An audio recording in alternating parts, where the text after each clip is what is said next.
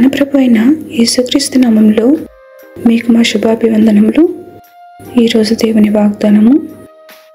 వాక్యము శరీరధారి కృపాసత్య సంపూర్ణుడుగా మన మధ్య నివసించెను. తండ్రి వలన కలిగిన అద్వితీయ కుమారుని మహిమ వలె మనము ఆయన మహిమను కనుగొంటిమి. ఆయన పరిపూర్ణతలో నుండి మనమందరము కృప వెంబడి కృపను పొందితిమి. యోహాను 1వ అధ్యాయము 14-16 వచనాలు. The word became flesh and made his dwelling among us. We have seen his glory, the glory of the one and only Son, who came from the Father, full of grace and truth.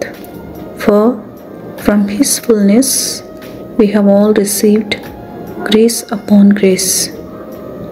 John chapter 1 verses 14 and 16. ప్రార్థన.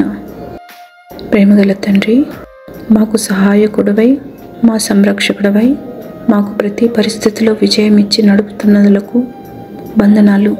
మీ కనుదృష్టి మాపై ఎల్లప్పుడూ ఉంచి మేళ్లతో నింపుతున్నందులకు కృతజ్ఞతలు.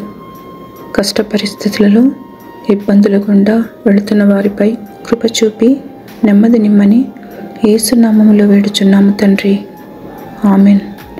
Have a blessed day. God bless you.